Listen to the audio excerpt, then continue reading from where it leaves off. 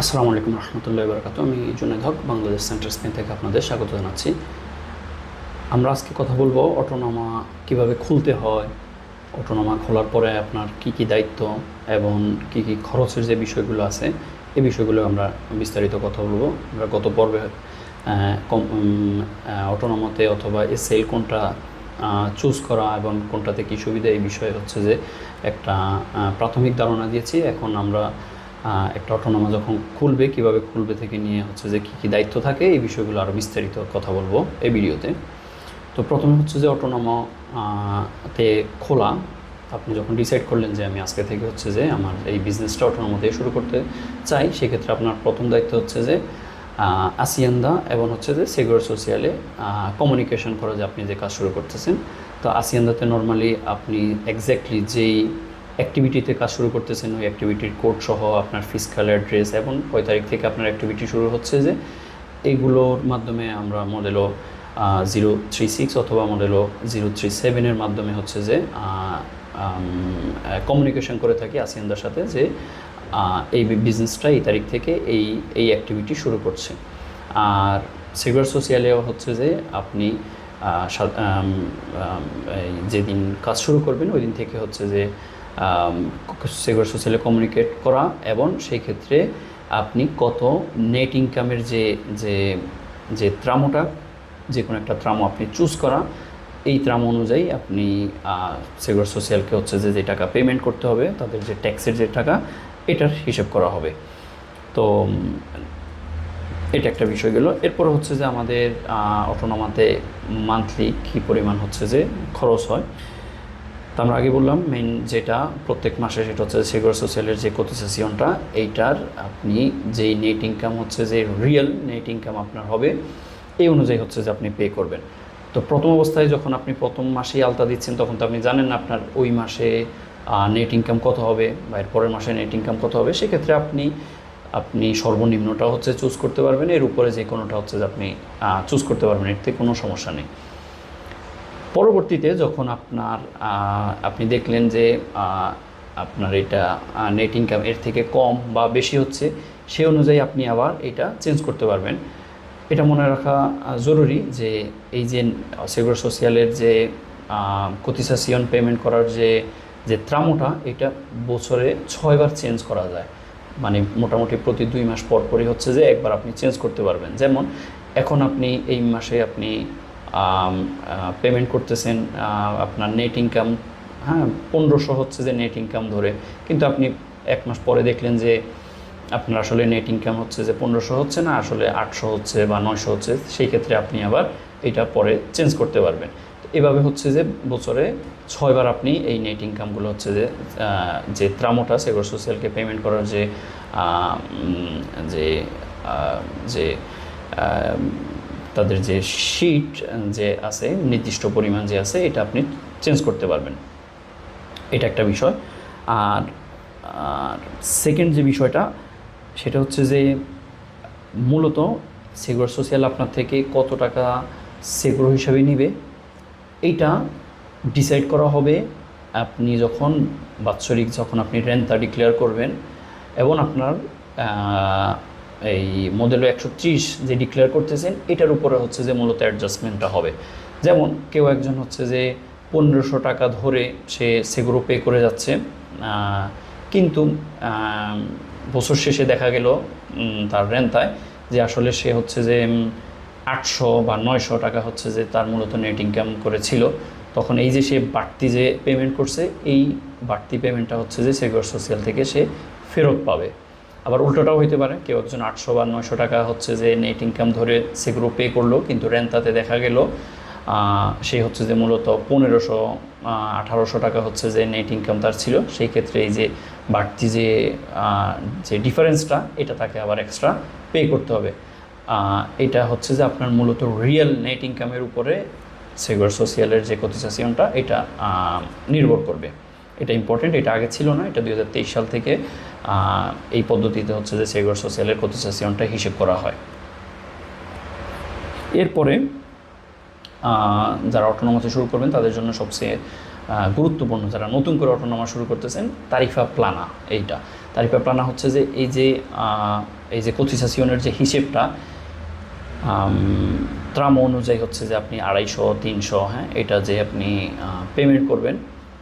এই ক্ষেত্রে secure social থেকে হচ্ছে যে একটা সুযোগ আছে, সেটা হচ্ছে যে যখন কেউ নতুন করে কোনো বিজনেস শুরু করে, অথবা গত 3 বছরে তার কখনো অটোনোমা ছিল না, 3 বছর আগে থাকতে পারে, 3 বছরের মধ্যে ছিল না, 3 বছর পর সে আবার নতুন করে অটোনোমাতে কাজ শুরু করতেছে, এই ক্ষেত্রে তারিফা প্লানাটা সে চুজ করতে পারে। এটাতে চুজ করলে তার যে সুবিধাটা সেটা হচ্ছে যে সে শুধুমাত্র হচ্ছে যে 28 ইউরো সে পেমেন্ট করবে তারিফা প্লানাতে, যেখানে সাধারণত 270 বা 80 ইউরো হচ্ছে যে পেমেন্ট করতে হয়। সেক্ষেত্রে হচ্ছে যে 290 ইউরোর মতো পেমেন্ট করতে হয়। সেক্ষেত্রে শুধুমাত্র সে 28 ইউরো পেমেন্ট করতে পারবে প্রথম 1 বছর। সেকেন্ড ইয়ারেও সে পেমেন্ট করতে পারবে যদি তার পুরো বছরের ইনকামটা, স্পেনের যে মিনিমাম স্যালারিটা মূলত বর্তমানে 17,000 টাকার আশেপাশে আছে। তো এর কম যদি কারো নেট ইনকাম হয়, সে চাইলে দ্বিতীয় বছরের জন্য এই তারিফা প্লানাটা অ্যাপ্লাই করতে পারে। এটার জন্য অবশ্যই তারিফা প্লানা আপনি যখন যেই মাসে অটোনোমা শুরু করছেন, ঠিক এই পরের বছর ঠিক ওই মাসের আগের মাসেই এটা হচ্ছে যে রিনিউ করতে হয়। যদি রিনিউ না করেন, সেক্ষেত্রে আপনি এটার যে বেনিফিটসটা এটা আপনি লুজ করবেন, এটা আপনি আর পাবেন না। এখন আমরা দেখব কেউ যদি অটোনোমাতে থাকে তাইলে তার কী মডেলও বাৎসরিক বা ট্রিমেস্ট্রালে হচ্ছে যে ডিক্লেয়ার করতে হয় এবং কোন কোন সিচুয়েশনে কোনটা ডিক্লেয়ার করতে হয়, এই বিষয়টা দেখব। তো প্রথমে যে বিষয়টা আসবে সেটা হচ্ছে যে মডেলও 130 অথবা 131, মূলত এই দুইটা একই জিনিস। এটা হচ্ছে যে আপনার ব্যক্তিগত ইএফএফের ডিক্লারেশনটা আপনার ইনকামের উপরে, নেট ইনকামের উপরে ব্যক্তিগত যে করটা, এটা হচ্ছে যে দিতে হয়। এটা মূলত 130 বা 131টা মূলত আপনার ব্যক্তিগত কর, আপনি পরের বছরের জন্য অ্যাডভান্স সরকারকে দিচ্ছেন।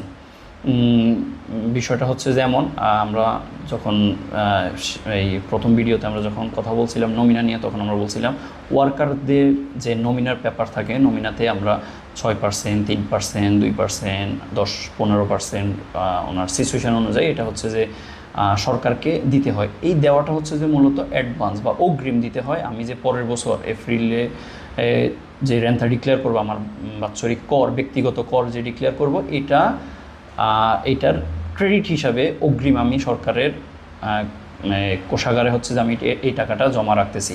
আর যখন ফাইনালি আমি যখন এপ্রিলে ডিক্লেয়ার করব, তখন যখন মূল হিসাবটা হবে আসলে কি আমি দেনা ছিলাম নাকি হচ্ছে যে ছিলাম না, নাকি আমি যত টাকা পে করছি আমি আসলে মূলত বেশি পে করে ফেলছি, আমি আসলে এত টাকা দেনা হই নাই আমার ইনকাম অনুযায়ী, নাকি হচ্ছে যে আমি কম পে করে ফেলছি, আমি আসলে যত টাকা দেওয়ার দরকার ছিল এর থেকে কম ছিল, আমার আরও বাড়তি দিতে হবে। এই পুরো বিষয়টা হচ্ছে যে প্রতি বছর এপ্রিল থেকে জুনে আমরা যখন মডেল সিএন বা রেন্থা সহজভাবে যেটাতে সবাই চিনে ডিক্লেয়ার করি, তখন হচ্ছে যে মূল হিসাবটা। আর এই যে আপনার নমিনার থেকে যে ইএফএফের টাকাটা নেওয়া হচ্ছে, অথবা এই যে যাদের অটোনোমা থাকে, অটোনোমাতে মডেল 130 বা 31 থেকে যে অগ্রিম যে টাকাটা নেওয়া হচ্ছে, এটা মূলত একটা ক্রেডিট হিসাবে হচ্ছে জমা হচ্ছে আপনার ওই রেন্টার জন্য। আপনি সাধারণত হচ্ছে যে মডেল 130 আপনার নেট ইনকামের উপরে 20% ইএফএফে দেওয়া লাগে। তো আপনি একটা বিষয় চিন্তা করেন, যেমন আপনি প্রতি ত্রিমেস্তাতে আপনার নেট ইনকামের উপরে হচ্ছে যে 20% করে হচ্ছে যে পেমেন্ট করে গেলেন, কিন্তু বছর শেষে এবং এই 4টা ত্রিমেস্ত্রেতে আপনি 3,000 ইউরো হচ্ছে যে পেমেন্ট করলেন আপনার যে নেট ইনকাম ছিল এর উপরে।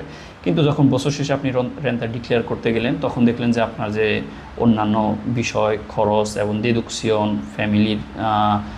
ফ্যামিলি মেম্বারদের সব কিছু হিসেব করার পরে দেখা গেল যে আপনি আসলে মূলত 3,000 টাকা সরকারকে দেনা হন না, 1,500 টাকা দেনা হন। সেই ক্ষেত্রে আপনি তো সরকারকে আগেই 3,000 ইউরো এই যে মডেল 130-এর মাধ্যমে পে করে ফেলছেন, তখন আপনি যে বাড়তি 1,500 ইউরো পে করছেন, তখন এই রেন্টাতে আপনি 1,500 ইউরো ফেরত পাবেন। আবার উল্টোটাও হচ্ছে, যেমন আপনি প্রতি ত্রিমেস্তাতে 130 মডেলের মাধ্যমে হচ্ছে যে সরকারকে আপনি অগ্রিম 3,000 ইউরো হচ্ছে যে তাদের এই ক্রেডিট হিসাবে হচ্ছে যে জমা রাখলেন, কিন্তু বছর শেষে রেন্টা ডিক্লেয়ার করার পরে দেখা গেল যে আপনি মূলত যে আপনার ফ্যামিলি সিচুয়েশন বা আপনার টোটাল যে ইনকাম, অন্যান্য অনেক আছে অটোনোমার সাথে সাথে আবার কাজও করে, তো দুই ইনকামের সাথে যোগ হয়ে দেখা গেল যে তিনি মূলত 5,000 ইউরো হচ্ছে যে সরকারকে দেওয়া লাগবে। কিন্তু সে তো আগে হচ্ছে যে সরকারকে 100 মডেল 130-এর মাধ্যমে 3,000 ইউরো দিচ্ছে, তাইলে তার মানে 2,000 ইউরো তার এখনও বাকি আছে সরকারকে দেওয়া। ওইটা রেন্তা ডিক্লেয়ার করার পরে সে হচ্ছে যে সরকারকে এই বাকি যে 2,000 ইউরো এটা দিতে হবে। তো মূলত এই 130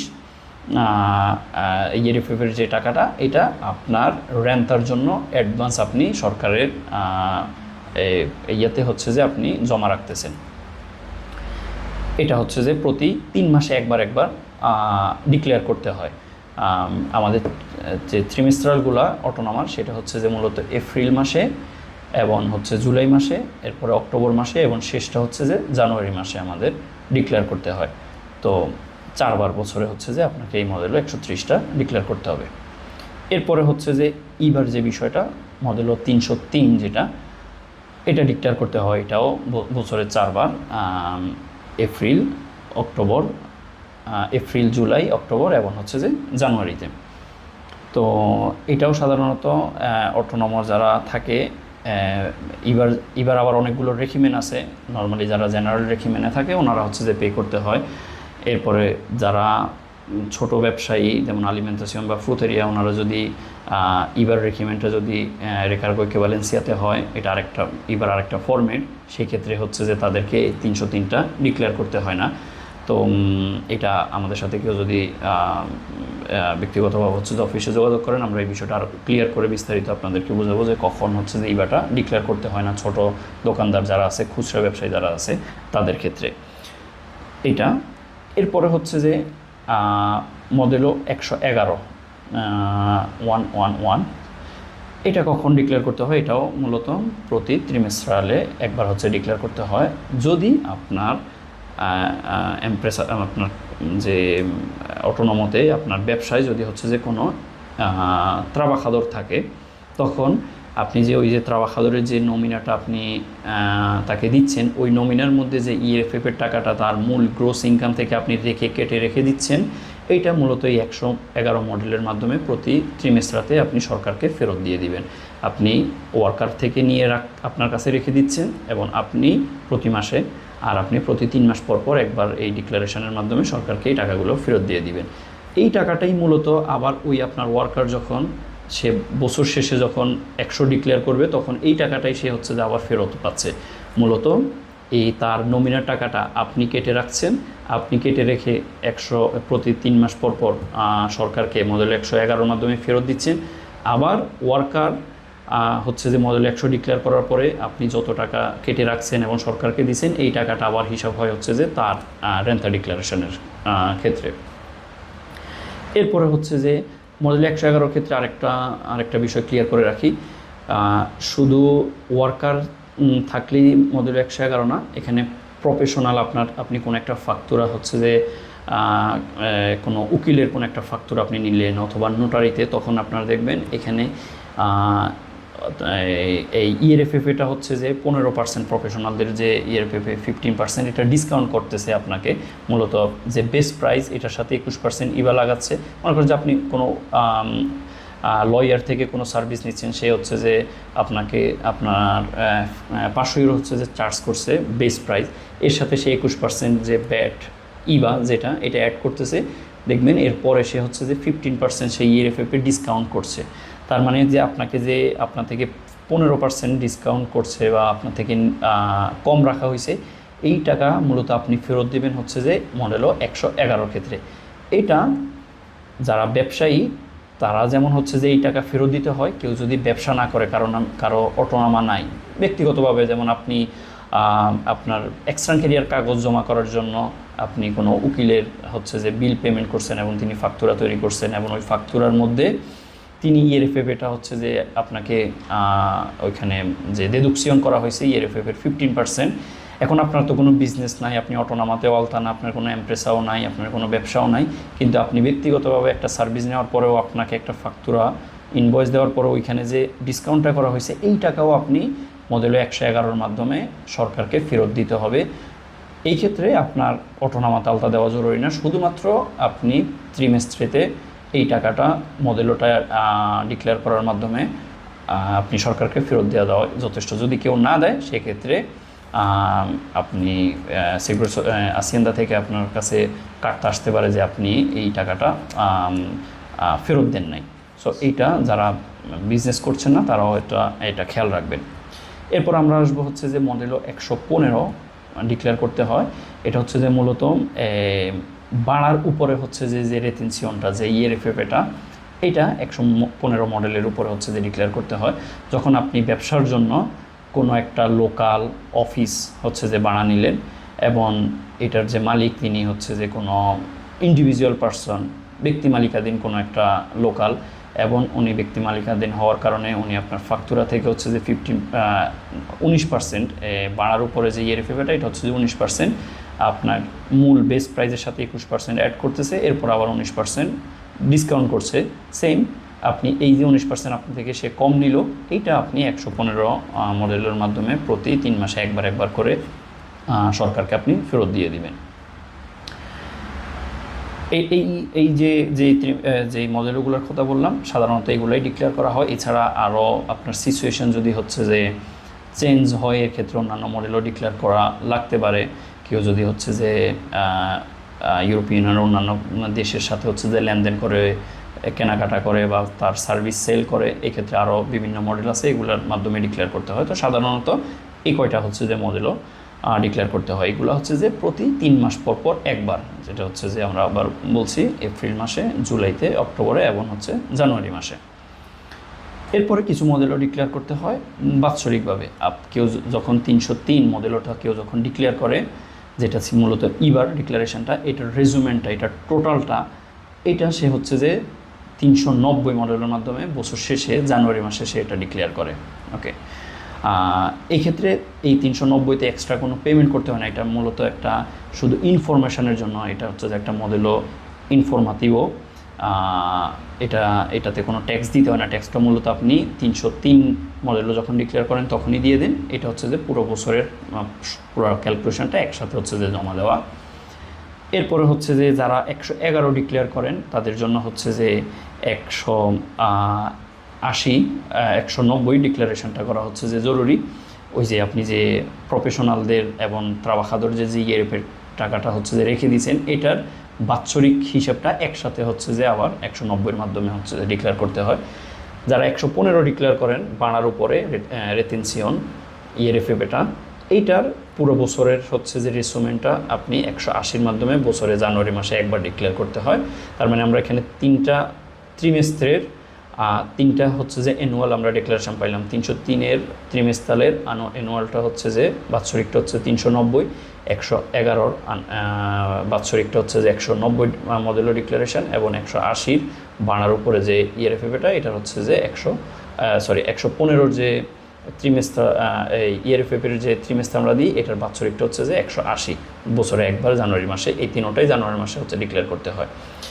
এরপরে হচ্ছে যে আরেকটা মোটামুটি কমন একটা মডেলও ডিক্লেয়ার করতে হয়। এটা হচ্ছে যে মেনলি ফেব্রুয়ারিতে ডিক্লেয়ার করতে হয়। সেটা হচ্ছে যে 347। এটা হচ্ছে যে যখন আপনি কোনো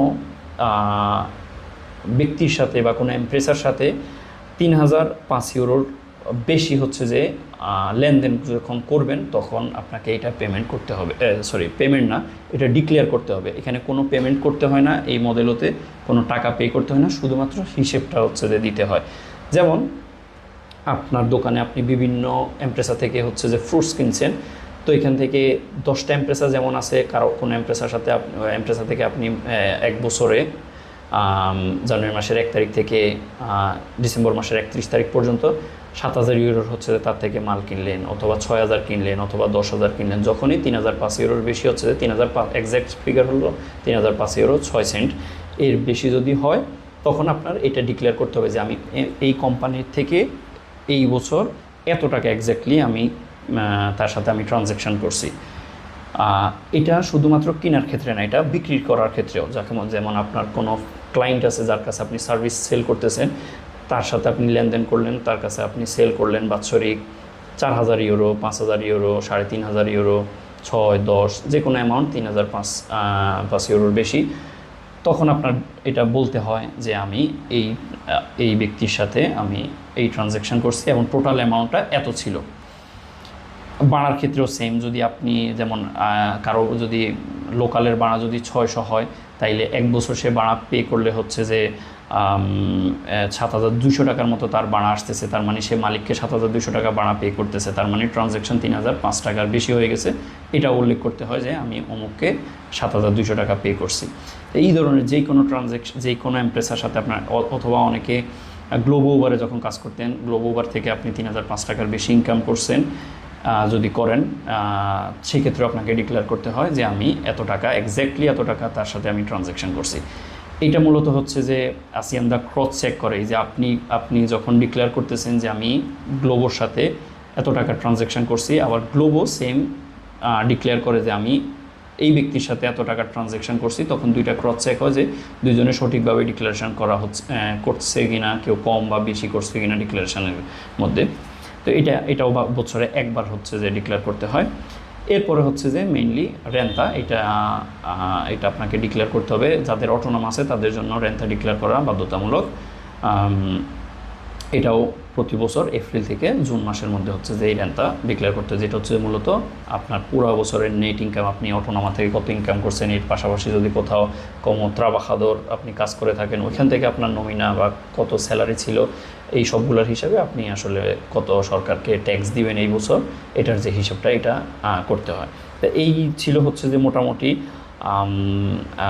মডেলগুলো ডিক্লেয়ার করতে হয়। আর এখন আমরা বলবো যে ওইগুলোর আসলে কয় তারিখ থেকে কত তারিখ পর্যন্ত হচ্ছে ডিক্লেয়ার করতে, আমরা জানি 4বার ডিক্লেয়ার করতে হয়। ত্রিমেস্টারগুলো হচ্ছে যে মাসের 1 তারিখ থেকে 20 তারিখের মধ্যে, যেমন এপ্রিলের 1 তারিখ থেকে 20 তারিখের মধ্যে ডিক্লেয়ার করতে হয়। জুলাইয়ের 1 তারিখ, সেকেন্ড ত্রিমেস্টারটা জুলাইয়ের 1 তারিখ থেকে 20 তারিখের মধ্যে। থার্ড যে ত্রিমেস্টারে, এটা হচ্ছে যে অক্টোবরের 1 তারিখ থেকে 20 তারিখের মধ্যে ডিক্লেয়ার করতে হয়। আর চতুর্থ ত্রিমেস্টারে যেটা, এটা 1 তারিখ থেকে 30 তারিখের মধ্যে হচ্ছে যে ডিক্লেয়ার করতে হয়।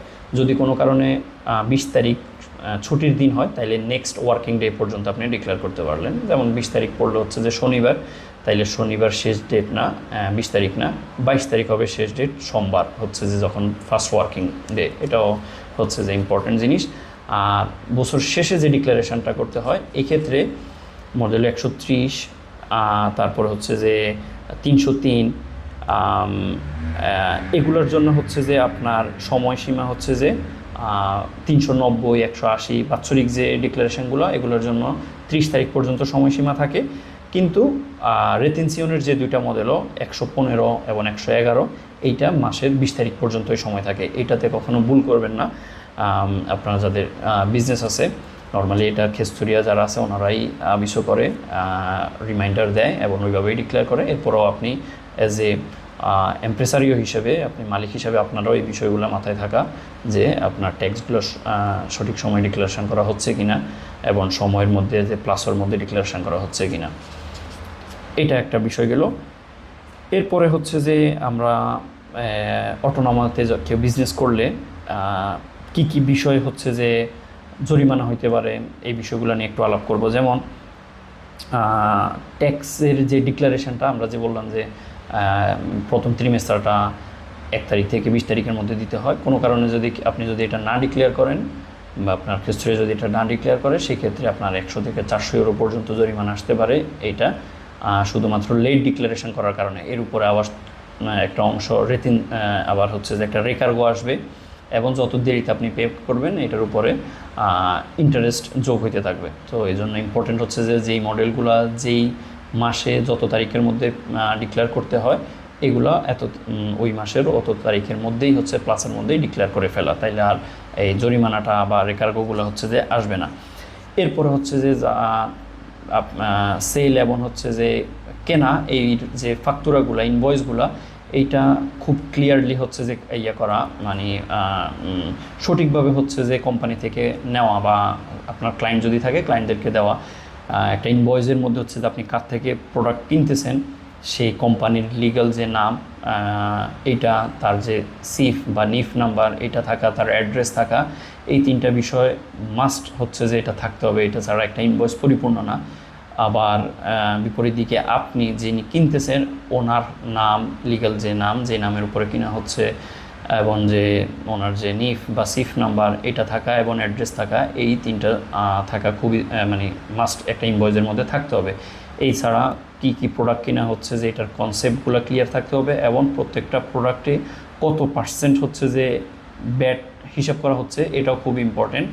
এমন না যে এই পুরো ইনভয়েসে আপনি অনেক টাইপের প্রোডাক্ট কিনছেন, সবগুলোকে একটা কনসেপ্টে বারিওস বা কোনো একটা কনসেপ্ট নাম লিখে সব টোটাল করে দিলেন। আপনি 20 রকমের প্রোডাক্ট কিনলেন, কিন্তু একটা কনসেপ্টে সবগুলো মিলে 400 ইউরো হলো, টোটাল 400 ইউরো দিয়ে আপনাকে ইনভয়েস তৈরি করে দিল বা আপনি ইনভয়েস তৈরি করলেন, এমনভাবে হবে না। প্রত্যেকটা সার্ভিস বা প্রোডাক্ট আলাদাভাবে এন্ট্রি থাকতে হবে, এবং প্রত্যেকটা কোন ক্যাটাগরির ব্যাটের আওতাধীন এটাও হচ্ছে যে আপনাকে করতে হবে। যেমন ফ্রুটসের ক্ষেত্রে যদি 4% হয়, খাবারের প্রোডাক্টগুলো নর্মালি হচ্ছে যে 10%-এর হয়, হ্যাঁ, 21%-এর যে প্রোডাক্টগুলো আছে এগুলোতে হচ্ছে যে প্রত্যেকটা প্রোডাক্টের আলাদা আলাদা হচ্ছে যে হিসেব থাকতে হবে, এটা মাস্ট। তাইলে হচ্ছে যে একটা ফাকতুরা আপনার পরিপূর্ণ হবে। এবং এটা কখনো আসিয়ানদা যদি ইন্সপেকশন হয় বা রিকোয়ারমেন্ট চাই, আপনি এটা দিতে পারবেন। এই ক্ষেত্রে আলবারান এমন কোনো টিকিট যেখানে হচ্ছে যে যিনি সেল করতেছেন বা কে কিনতেছেন এটার কোনো হচ্ছে যে নাম নাই, এগুলা মূলত গ্রহণ করা হয় না। এগুলো যদি আপনি কিনে নাও এবং রেখেও দেন, এটা মূলত হচ্ছে যে লিগেলি অ্যাকসেপ্টেবল না, যতক্ষণ পর্যন্ত না যিনি সেল করতেছেন এবং যিনি কিনতেছেন তাদের ডেটাগুলো ক্লিয়ারলি থাকে। অটোনোমোর ক্ষেত্রে কি কি খরচ হচ্ছে যে আপনি ডেডুকশন বা আপনার খরচের সাথে অ্যাড করতে পারবেন, এই বিষয়টাতে অনেকেই কনফিউজ থাকে এবং প্রায় আমাদেরকে জিজ্ঞেস করেন।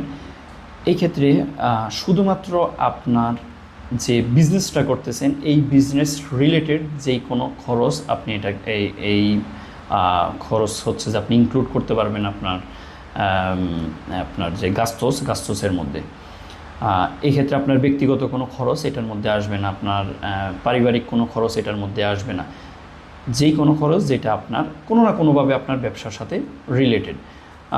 যেমন হচ্ছে যে আপনার যদি কোনো দোকান থাকে, সেই দোকানের যে বিদ্যুতের খরচ, এখানে যে পানির যে খরচ, অন্যান্য যে প্রোডাক্ট কেনার খরচ, এগুলো আপনি এটার সাথে বানার যে খরচ এগুলো আপনি ইনক্লুড করতে পারবেন। কিন্তু আপনার যে বাসা বানাটা এটা আপনি আপনার খরচের মানে গাস্তোসের মধ্যে এটা আপনি ইনক্লুড করতে পারবেন না, খরচের মধ্যে ইনক্লুড করতে পারবেন না। ব্যক্তিগতভাবে আপনি কোথাও ঘুরতে গেলেন বা কোথাও খাবার খেলেন, এটা আপনি ইনক্লুড করতে পারবেন না। এটা হচ্ছে যে একদম খুব সিম্পলিফাইড বা সাধারণভাবে হচ্ছে যে এটা নিয়ম। বাকি এক্ষেত্রেও হচ্ছে যে কিছু ব্যতিক্রম আছে। সেই ক্ষেত্রে যেমন আপনি চাইলে আপনার বাসা ভাড়াটাও হচ্ছে যে আপনার এই খরচের মধ্যে ইনক্লুড করতে পারবেন, যদি আপনার অ্যাক্টিভিটিটা কোনো না কোনোভাবে আপনার বাসার উপরে রিলেটেড। যেমন আমি একটা এক্সাম্পল দিই, কেউ একজন ফ্রিল্যান্স করে, সে হচ্ছে যে অনলাইনে হচ্ছে যে কোনো সার্ভিস হচ্ছে যে দেয়, কোনো প্রোডাক্ট সফটওয়্যার নিয়ে কাজ করে, তখন সে এই কাজটা মূলত তার যদি বাসা থেকে করে, তখন হচ্ছে যে এই যে বাসার একটা অংশ সে তার কাজের পোস্তদে ট্রাবাজো কাজের অংশ হিসাবে যে ইউজ করলে, এই কারণে সে বাসা ভাড়ার একটা অংশ সে ডিসকাউন্ট নিতে পারবে।